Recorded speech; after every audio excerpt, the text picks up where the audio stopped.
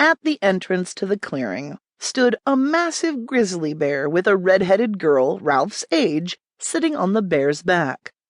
The girl was bundled up in a bright pink fluffy coat with purple earmuffs. Cabe's mouth went dry, and he couldn't look away from the bear. It had been 10 years since he'd seen her, but he would recognize Megan McPhee anywhere. Her blue eyes were the color of the bright sky above them, the one lock of blonde hair in her bear's thick fur as majestic as the highlight of snow in the tree's branches behind her. His heart beat so loudly he was sure she'd be able to hear it across the clearing. "What are they doing here?" Ralph's voice said from behind his leg. Cabe looked down. Ralph was hiding behind him, with only his head poking out from around Cabe's body to look at the two intruders.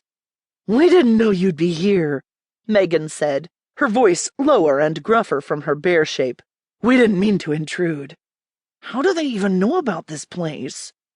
Ralph glared up accusingly at his uncle. "You said that it was a family secret." Cabe winced. "Well, there was a time, a long time ago, when—" He wasn't sure how to finish. "When I was sure that Megan was going to become my family. Wasn't something that he'd ever told Megan. They'd only ever been friends in high school. The fact that he'd told her about his family's secret training ground was because of his larger ambitions for their relationship. But at the time, enjoying her friendship had been all he'd dared." "I thought she'd like to know," Cabe finished, knowing the answer sounded lame. "Hop off, Paige, I'll work this out," Megan said. The little girl, Paige, jumped down off Megan's back and handed her green backpack to the bear.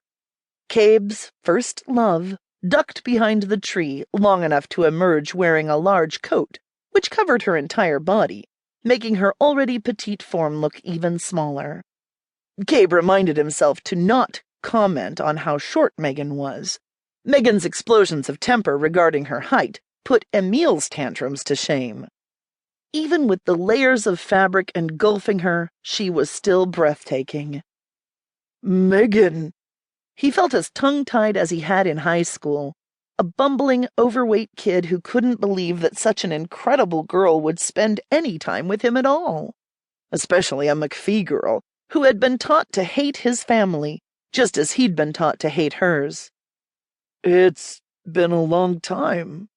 She raised an eyebrow at him, walking closer.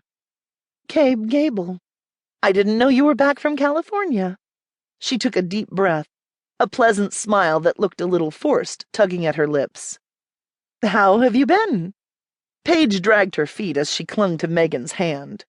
Ralph's fists clenched around the back of Cabe's shirt, tugging at the fabric. "Uncle Cabe! Uncle Cabe!"